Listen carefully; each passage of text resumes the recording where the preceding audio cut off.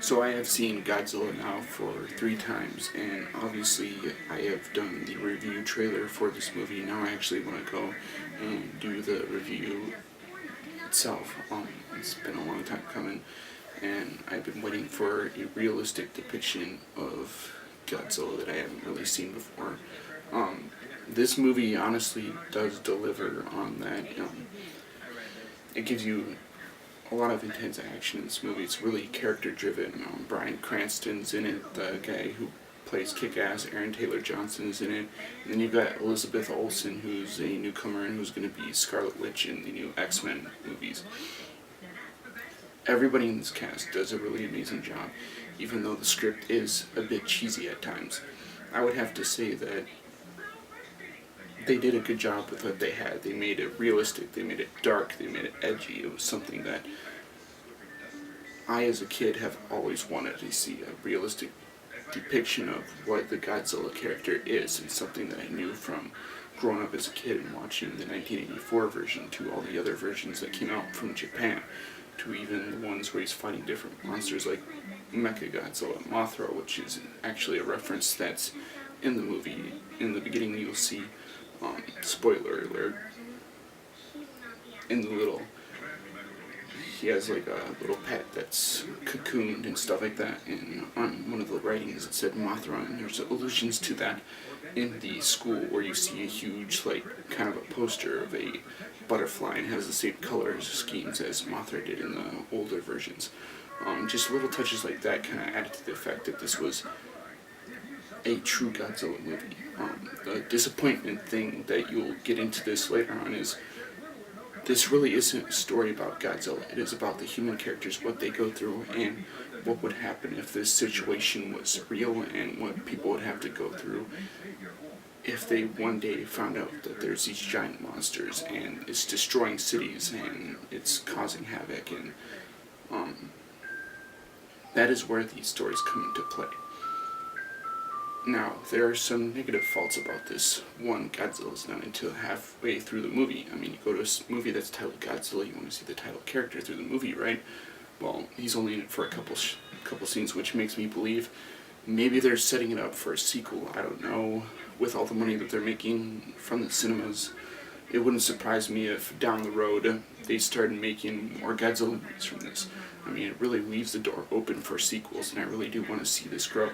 Andy Serkis, who plays Godzilla in this movie, did an awesome job with the mocap suits. I want to wait till this comes out on DVD and actually get my hands on the Blu-ray and sort of look through the special features to see how they kind of did this and how they put this together, because it really does look like it could be an interesting thing that if thrown together they could do like a huge collector's edition with tons of bonus material and stuff like that. Something that I would actually go and look through and watch and kind of gel all the information together to see how they do.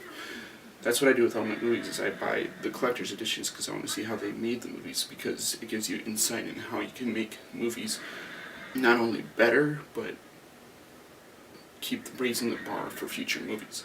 That is something that I'm always looking forward to when I'm watching my movies, and that's something that I expect in the Godzilla DVD and Blu-ray in the future. Hopefully that'll happen, I don't know.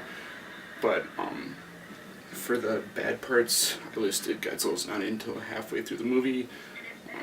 There's a part in the movie, I don't really want to spoil it, but they're on top of a bridge.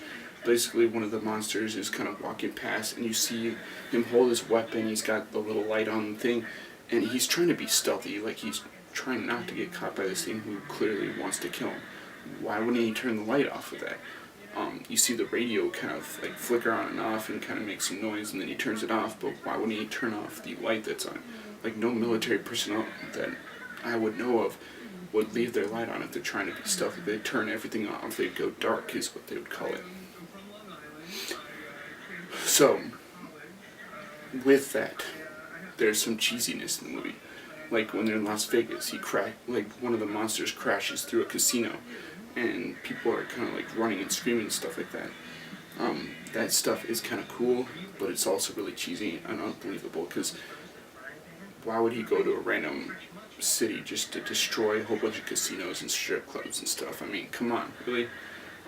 There's another part in the movie where, well, I don't know if I should kind of mention this, but the guys are just like bashing through the doors and stuff like that, and then he comes out into the hotel room that people are supposedly staying in, because the firefighters think that there's people in there. Well, they're playing Elvis Presley music on it. I'm like, really? You're playing Elvis Presley music during this entire event? Like, wouldn't the EMP knocked all that communication stuff out if the monsters had already done that? Also, Godzilla kind of swims in formation with the U.S. military. Come on, guys, really? If you were in a military situation, would you want to stay as far away from the monster as possible to just be safe? Possibly, depending on if you already knew what its intentions were or not. So, with that, even with all the stuff that I have said, it is still an awesome movie. I would highly recommend you seeing it. Most of the people that were on my Facebook friends list have seen it. I've seen it about 3 times already, and probably will go see it again while it's still in theaters. So it's a truly amazing experience to see in the theater. I saw it in 2D twice. I saw it in 2D once, and then I saw it in 3D twice, and I would say that it is definitely worth the price of the movie ticket. So, thank you for watching this video, and I'll see you in the next one. Peace.